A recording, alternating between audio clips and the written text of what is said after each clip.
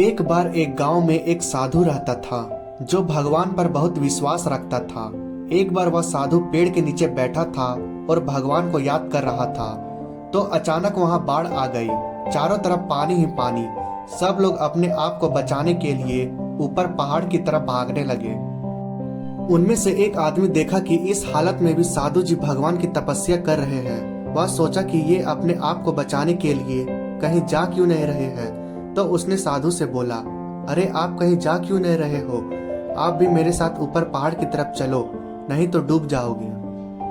साधु बोले, अरे हमें क्या होगा, मैं भगवान की इतनी तपस्या करता हूँ, मुझे कुछ नहीं हो सकता, मुझे भगवान अपने आप बचाएगा। धीरे धीरे पानी साधु के कमर तक आ गया।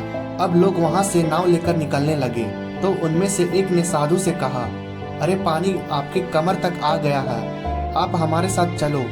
तो साधु ने कहा कि नहीं नहीं, भगवान मुझे अपने आप बचाएगा।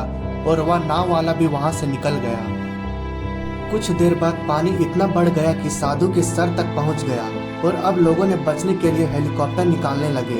एक हेलीकॉप्टर साधु के पास आया, जो कि आखिरी हेलीकॉप्टर था। साधु के पास नीचे रस्सी फेंकी और बोला, इसे पकड़ो और ऊपर आ जाओ, नहीं आप डूब जाओगे।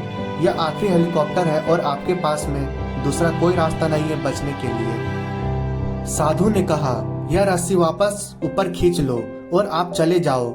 मुझे भगवान के ऊपर पूरा भरोसा है, वह मुझे बचा लेगा। पानी काफी ऊपर आ गया, पेड़ डूब गया और साधु की भी डूबने से मौत हो गई।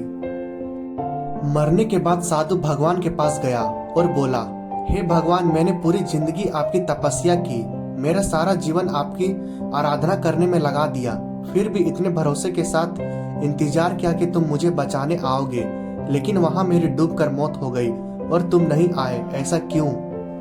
भगवान बोले, मूर्ख इंसान, एक नहीं 3 बार आया था, वो तीनों बार मैं ही तो था। पहला पैदल, दूसरा नाव के द्वारा और तीसरा हेलीकॉप्टर के द्वारा, लेकिन तुमने मेरा एक भी अवसर पहचान नहीं पाया। पता नहीं किसका इंतजार कर रहा था। इस तरह से जिंदगी में हमें ऊपर वाला बहुत से मौके देता रहता है, लेकिन हम सब उस मौके को ठुकराकर पता नहीं किस चीज का इंतजार कर रहे होते हैं कि वो होगा तभी मैं करूँगा। और इस बात पर अड़े रहने से एक वक्त के बाद वो मौका हाथ से निकल जाता है और हम कुछ नहीं कर पाते हैं। तो किसी भी अच्छे समय का इंतजार मत करो, जो भी करना है आज और अभी से ही शुरू कर दो।